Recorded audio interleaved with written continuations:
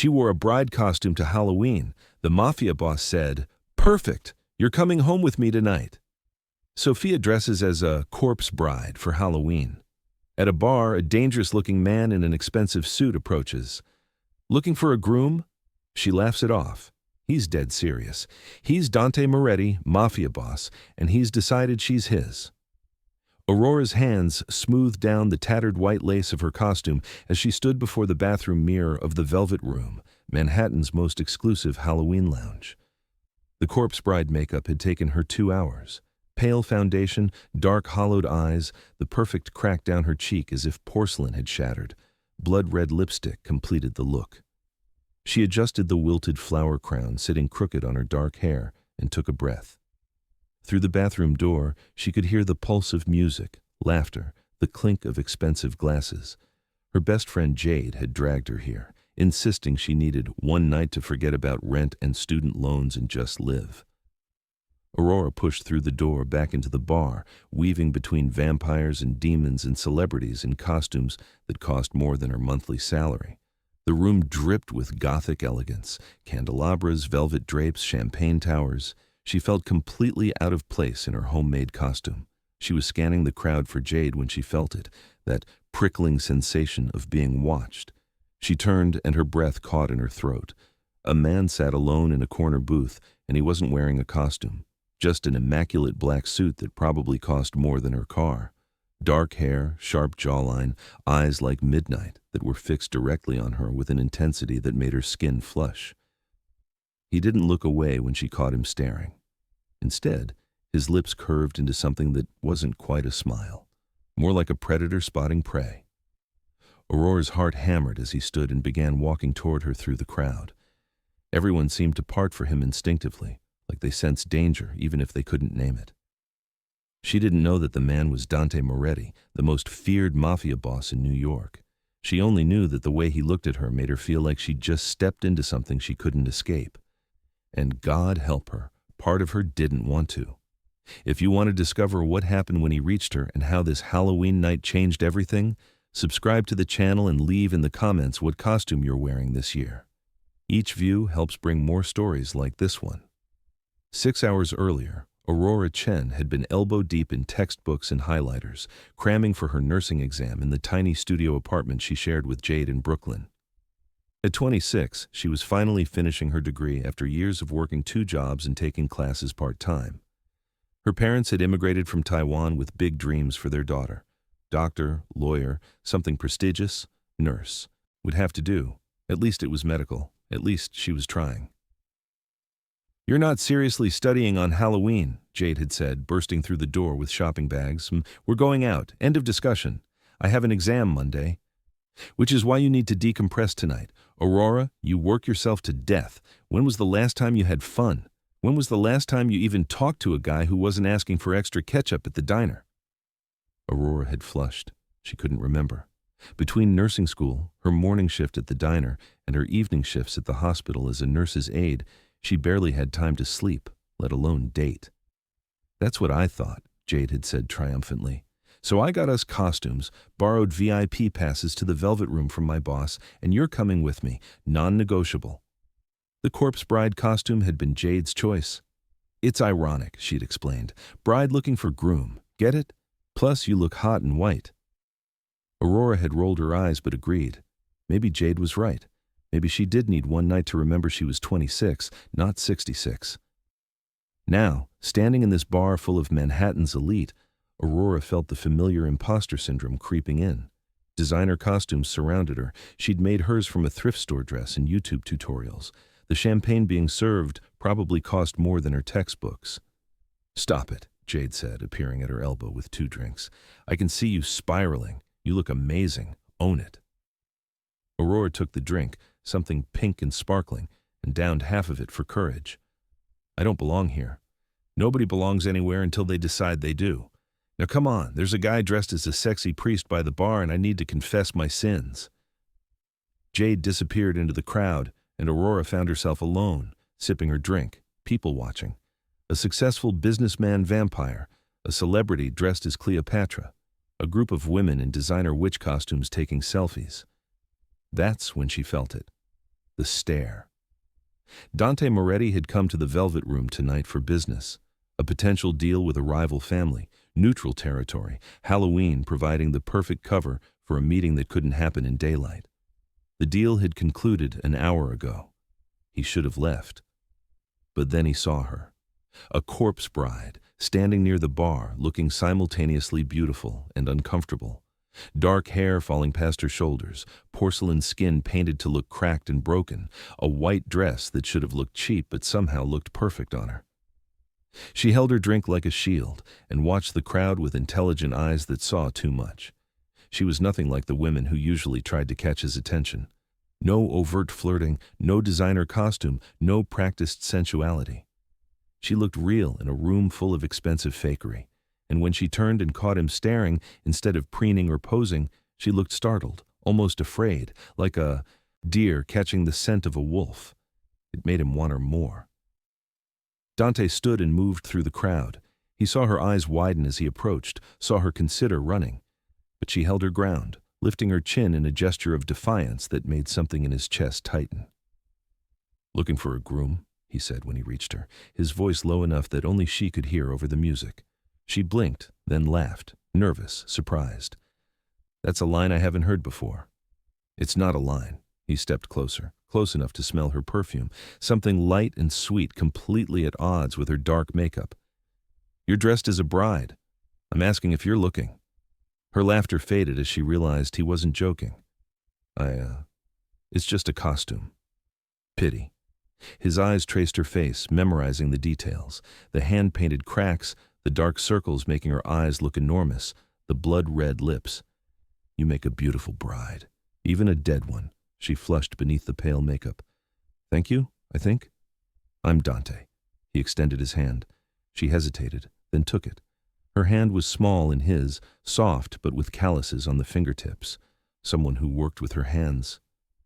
"Aurora." "Aurora." He said her name like he was tasting it. "Dawn. Light breaking through darkness. It suits you." "That's actually what my name means. Most people don't know that." "I'm not most people, Aurora." He still held her hand, his thumb brushing against her knuckles. "What are you doing in a place like this? You don't seem the type." She pulled her hand back, wrapping it around her drink. "My friend dragged me here. Said I needed to get out more. You're not wearing a costume." "I don't do costumes." "Everyone here is in costume. It's Halloween." His smile was dark. "Not everyone. Some of us wear our masks every other day of the year. Halloween is when we take them off." Something in his tone made her shiver. That's either really profound or really disturbing. Why not both? He gestured to the empty space beside her. "May I?" She glanced around, probably looking for her friend. "Sure, I guess." They moved to a quieter corner of the bar, away from the press of bodies and noise. Dante ordered them both drinks, whiskey for him, something with champagne for her, and studied her while she studied the room, clearly uncomfortable with his attention. "So what do you do, Aurora?" he asked. "I'm a nursing student, final year. I also work at a diner and at Mount Sinai as a nurse's aide." She said it matter-of-factly, but he heard the exhaustion underneath. "That's 3 jobs. That's student loans and New York rent." "No family help?" She stiffened. "My family has their own problems. I don't ask them for money." Pride. He liked that. "What kind of nursing?" "Pediatric, hopefully. I like kids. They're honest. When they're in pain, they tell you. When you help them, they don't pretend it doesn't matter." "Unlike adults?" "Exactly." She finally looked at him directly, and he saw intelligence in those dark eyes. "You ask a lot of questions for someone who hasn't told me anything about himself. What do you want to know? What do you do? And why are you at a Halloween party without a costume, talking to a stranger instead of, I don't know, whatever people like you do at these things?" "People like me." She gestured at his suit, the expensive watch on his wrist, the way others in the bar kept glancing at him nervously. "Rich, powerful, kind of scary, honestly." He laughed, genuine, surprised. "Kind of scary." "Okay, very scary. You have this whole, I could ruin your life with a phone call energy. It's unsettling. And yet you're still sitting here." "And yet I'm still sitting here," she echoed, taking a drink. The champagne was making her braver. "So? What do you do?" Dante considered how much truth to tell. Usually he lied. Businessman, investor, consultant. Vague corporate words that meant nothing and everything. But something about Aurora made him want to be honest. Maybe it was the champagne. Maybe it was Halloween when masks came off. Maybe it was the way she looked at him, wary but curious, scared but staying. I run a family business, he said carefully. Import, export, real estate, investments.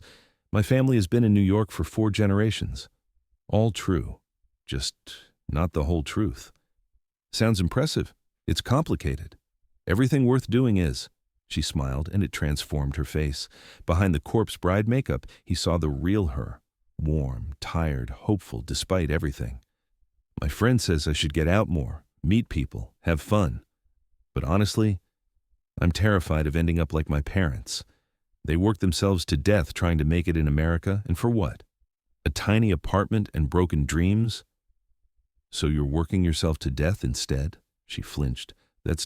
I'm not judging, I understand. My father did the same. Gave everything to the business, to the family name.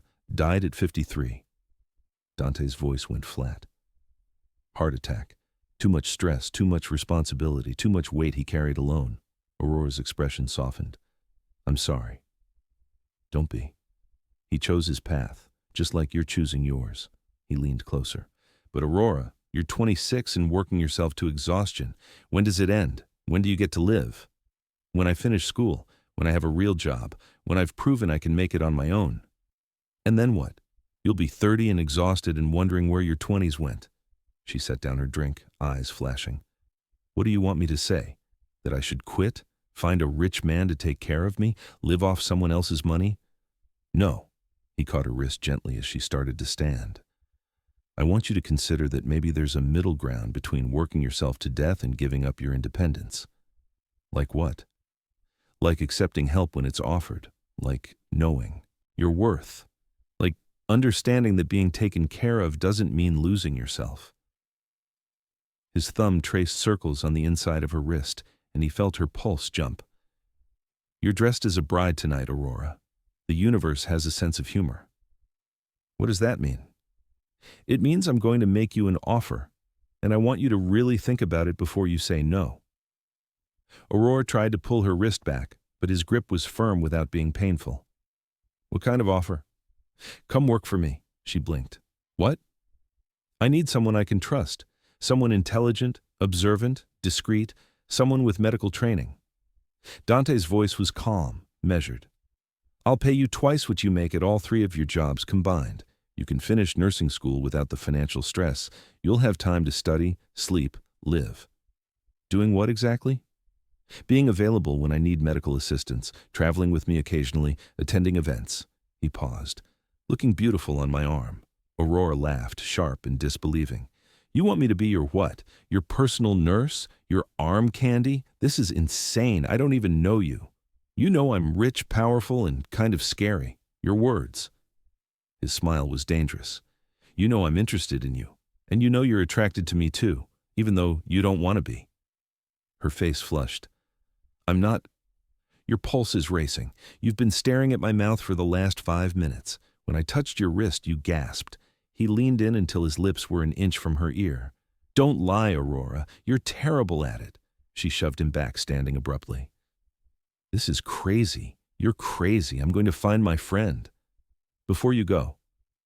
He stood too, pulling a card from his jacket. Heavy black cardstock with silver embossed lettering, just a name, Dante Moretti, and a phone number. Keep this. When you're lying awake tonight thinking about student loans and exhaustion and what I said, call me. I won't. You will. He pressed the card into her palm, closing her fingers around it. Because I'm offering you a way out, Aurora, and you're too smart not to at least consider it. She stared at him, the card burning in her hand. Why me? You could have anyone, models, actresses, society women. I don't want anyone. I want you. His voice dropped. I decided the moment I saw you standing there in that costume, looking lost and beautiful and real. You're mine, Aurora. You just don't know it yet. The possessiveness in his tone should have terrified her, should have sent her running. Instead, heat pooled in her stomach and her breath hitched. I have to go, she whispered. Go, think, but you'll call. He stepped back, releasing her. Happy Halloween, bride. Aurora turned and pushed through the crowd, heart hammering, the card clutched in her fist. She found Jade making out with the sexy priest by the bar. "We're leaving," Aurora said, pulling her away. "Now." In the Uber home, Jade was full of questions. "What happened? You look like you saw a ghost," which, given the costume, would be ironic. "I met someone." And he offered me a job and said I was his and gave me his card. Aurora pulled it out, staring at the name. "Jade, who is Dante Moretti?" Jade's eyes went wide. "You're joking." "Why would I joke?" "Aurora, Dante Moretti, the Dante Moretti." When Aurora looked blank, Jade grabbed her phone and started typing. "Holy shit, you really don't know. Okay, allegedly, nothing's been proven. He's basically the Mafia boss of New York. His family runs everything from the docks to half the restaurants in Manhattan. He's dangerous, powerful, and—" She showed Aurora her phone, a news article with Dante's photo. "Really freaking hot." Aurora's stomach dropped. "Mafia. Alleged mafia. He offered me a job, Jade." "What kind of job?" "Personal nurse, travel companion, arm candy." Aurora's hands shook. "He said he decided I was his the moment he saw me. What does that even mean?" Jade was quiet for a long moment. Then, "It means you caught the attention of a very dangerous, very powerful man. And Aurora? Those types of men don't take no for an answer." Aurora didn't sleep that night. She lay in bed staring at the ceiling, the black card on her nightstand practically glowing in the dark. Her phone was beside it. She'd Googled Dante Moretti extensively. The articles were careful. Alleged connections to organized crime. Rumored involvement in, sources say, nothing concrete, nothing proven. He'd never been arrested, never formally charged. But the implications were clear. His father had been investigated by the FBI. His business dealings were murky. People who crossed the Moretti family had a habit of disappearing or suddenly deciding to leave New York. She should tear up the card, block the number, forget this ever happened. Instead, at 3:00 a.m. she called. He answered on the first ring. "I knew you'd call. It's 3 in the morning. And yet here we are, both awake, both thinking about each other." She heard the smile in his voice. "Insomnia or anticipation, Aurora? I looked you up. And you're allegedly a criminal, mafia, dangerous. Allegedly. That's your response? Allegedly? The word is doing a lot of heavy lifting in those articles, isn't it?" He sighed. "Yes, my family has a complicated history. Yes, I operate in gray areas sometimes. Yes, I'm not a saint. But Aurora, I've never hurt an innocent person. I protect what's mine. And I take care of the people I care about. You don't even know me. I know you work 3 jobs to pay for school. I know you chose nursing because you want to help people, specifically kids. I know you've got calluses on your fingertips from working so hard. I know you looked uncomfortable at that bar until I gave you something to focus on." His voice softened. "I know you're scared right now, and I know you called anyway. That tells me everything I need to know." Aurora sat up, hugging her knees to her chest. "If I say yes, and I'm not saying I am, what would this actually involve? You'd live here, in my home, your own suite, complete privacy. You'd finish your nursing program. I'll pay tuition in full. In exchange, you'd be available when I need medical assistance. I have men who sometimes get injured and can't go to hospitals. Questions would be asked. So you want me to patch up criminals? I want you to help people who have nowhere else to go. Yes, some of them have done bad things, but some of them are just trying to survive in a world that's stacked against them, like you." That hit home. "What else?" "Accompany me to events sometimes. Dinners, galas, business meetings. I need someone intelligent by my side, someone who can observe and report what they see. You're perceptive. That's valuable. You want me to spy. I want you to be my eyes and ears in situations where I can't pay attention to everything at once." "And the 'you're mine' part?" Silence. Then, "I won't lie to you, Aurora. I'm attracted to you, very much. I want you in my home, in my life, eventually in my bed. But I won't force you. When that happens, if that happens, it'll be because you want it too." Her breath caught. "This is insane." "I know. I don't do things like this. I'm practical, careful. I plan everything." "I know that too, which is why you're going to say yes." His voice dropped to a whisper. Because this is the opportunity you've been killing yourself for. Financial security. Time to focus on school. A way out of the exhaustion.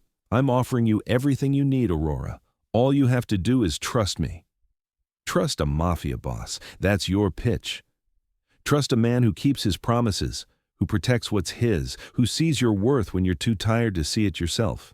He paused. My driver will pick you up at 9 a.m. Bring whatever you can't live without. Everything else I'll provide. 1 month trial. If you hate it, you walk away with $50,000 for your time. No strings, no consequences. $50,000, call it a signing bonus. And Aurora, pack that corpse bride costume. I wasn't kidding when I said you make a beautiful bride. He hung up before she could respond. At 9:00 a.m., Aurora stood on the sidewalk with a duffel bag, watching a black town car pull up. The driver opened the door without a word. She thought about her tiny apartment, her 3 jobs, her exhaustion. She thought about the way Dante had looked at her, like she was precious, valuable, worth protecting. She got in the car. The Moretti estate made the velvet room look modest. Iron gates, manicured grounds, a mansion that sprawled across what must have been acres. Aurora's jaw dropped as they pulled through the entrance. Dante met her at the door personally. He'd changed into dark jeans and a black Henley that showed off his build. He looked younger like this, less intimidating. Welcome home, he said simply. This isn't my home. It is now, for at least a month. He gestured her inside. The interior was stunning, modern luxury mixed with old-world elegance. Marble floors, contemporary art, floor-to-ceiling windows overlooking the city. An older woman appeared, all efficiency and sharp eyes. This is Rosa, my house manager, Dante said. Rosa, this is Aurora Chen. She'll be staying in the East Wing. Rosa's expression softened slightly. Welcome, Miss Chen. May I show you to your rooms? Rooms. Plural. Aurora followed Rosa through hallways and up staircases to a suite that was bigger than her entire apartment. Bedroom with a king bed, sitting area, private bathroom with a soaking tub, walk-in closet, balcony overlooking the gardens. This is too much, she whispered. This is the smallest guest suite, Rosa said. Mr. Moretti wanted you comfortable. Dinner is at 7. I'll come get you. When Rosa left, Aurora collapsed on the bed and stared at the ceiling. What had she done? She'd moved into a mafia boss's mansion because of one conversation and a Halloween costume. Her phone buzzed, a text from an unknown number. Your tuition has been paid in full. Confirmation should arrive in your email shortly. Study hard, bride. D. Aurora's hands shook as she checked her email. Sure enough, there it was. $28,000 in tuition, paid, just like that. She should be relieved. Instead, she felt trapped. He'd locked her in with kindness and money and the one thing she needed most. How could she leave now? Another text. You're not trapped. You're free for the first time in years. See you at dinner. How did he know what she was thinking? Dinner was in a formal dining room that could seat 20, but it was just the two of them, seated at one end of a long mahogany table. Candles flickered, wine glowed red in crystal glasses. This is ridiculous, Aurora said, gesturing at the elaborate setup. There are 2 of us. I wanted to make a good impression. You paid my tuition, impression made, he smiled. Fair point. Tomorrow we can eat in the kitchen like normal people. Tonight, indulge me. The food was incredible, prepared by what Dante explained was his private chef. They ate and talked, surprisingly easy conversation about everything and nothing. Her nursing program, his legitimate businesses, real estate, restaurants, import, export, their shared love of old movies. He asked about her family. She told him the basics, immigrant parents, high expectations, constant pressure to succeed. They wanted doctor, she said. I'm giving them nurse. It's a disappointment they're too polite to mention directly. Their loss. Nurses save more lives than most doctors. You're just saying that. I'm saying that because I've been shot twice, stabbed once, and had pneumonia that nearly killed me. Every time it was a nurse who actually kept me alive while the doctor took the credit. He refilled her wine. Doctors diagnose, nurses heal. There's a difference. You've been shot twice. Occupational hazard. She set down her fork. Is that going to happen to me? Am I in danger here? No. The word was absolute. You're under my protection, Aurora. Anyone who even looks at you wrong will answer to me. I've tripled security since you agreed to come. There are 12 men on this property at all times whose only job is keeping you safe. That's excessive. That's what you're worth. Something in his tone made her chest tight. Dante, what am I to you? Really? A nurse? An investment? What? He stood and walked to her end of the table, crouching beside her chair so they were eye level. You're the first thing I've wanted for myself in 10 years. Everyone in my life wants something. Money, power, protection. You didn't even know who I was. You just saw a man without a costume and called him scary. He reached up and tucked her hair behind her ear. You're real, Aurora. In a world of lies and manipulation and carefully crafted images, you're devastatingly, beautifully real. That's what you are to me. Her breath caught. I'm not special. Then why can't I stop thinking about you? Why did I clear my entire schedule today just to have dinner with you? Why do I want to know every single thing about you? What makes you laugh? What keeps you up at night? What you dream about when you finally sleep? Dante, I want you, he said simply. Not as an employee, not as arm candy, as mine. But I'll wait until you want me to. Until you're ready. Until you trust me enough to say yes. Say yes to what? Everything. He stood and extended his hand. Come on, let me show you something. She took his hand and let him lead her through the mansion to a room she hadn't seen yet. He opened the double doors and she gasped. A library, wall-to-wall books, comfortable chairs, a fireplace, soft lighting. It was beautiful. This is yours, he said, your study space, everything you need for nursing school. Textbooks, anatomy models, a computer, high-speed internet. No more cramming in noisy coffee shops or falling asleep at the diner.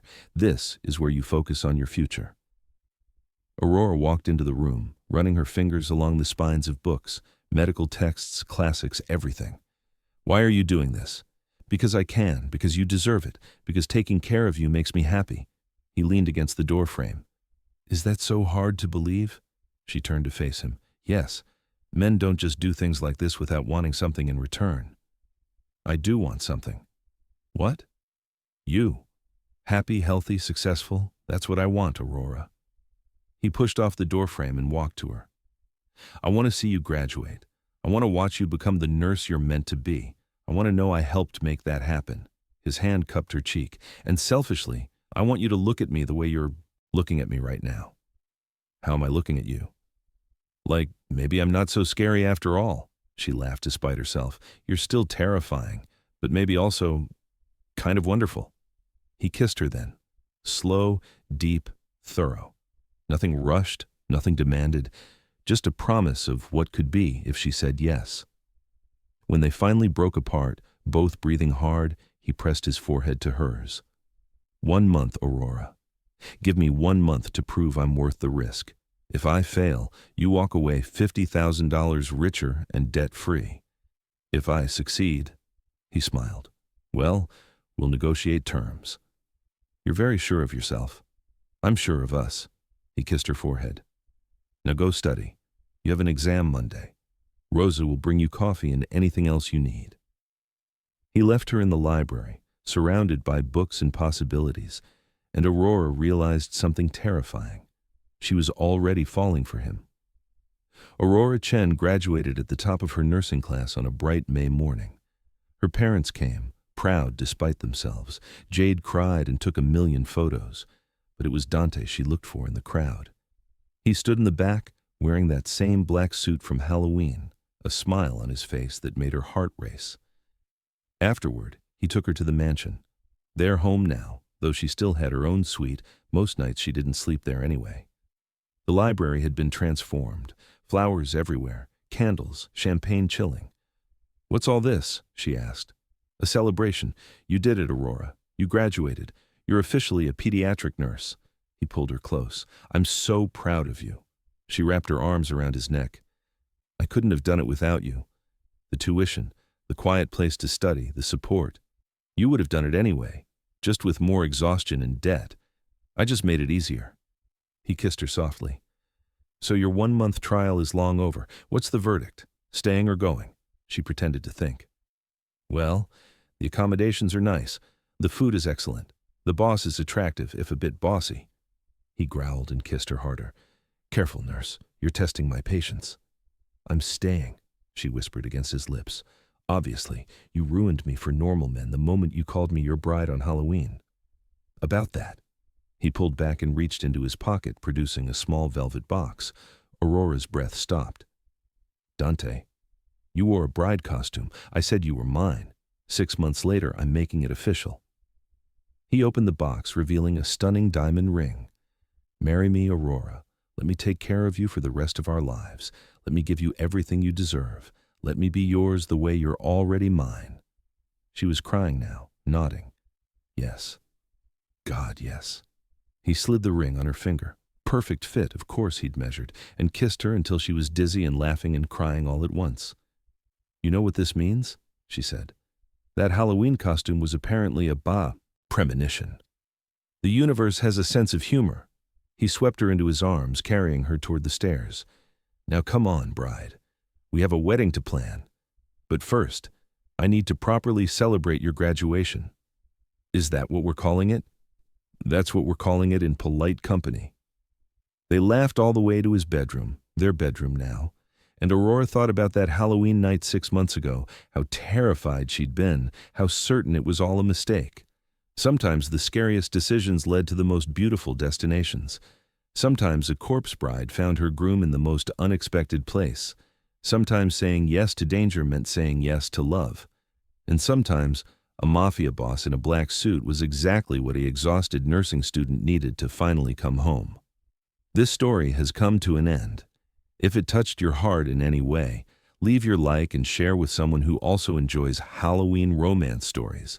What costume would you wear to catch someone's attention? Leave your answer in the comments below. New Mafia romance stories coming every week. Until next time, happy Halloween. And remember, sometimes the perfect person finds you when you're dressed as a bride.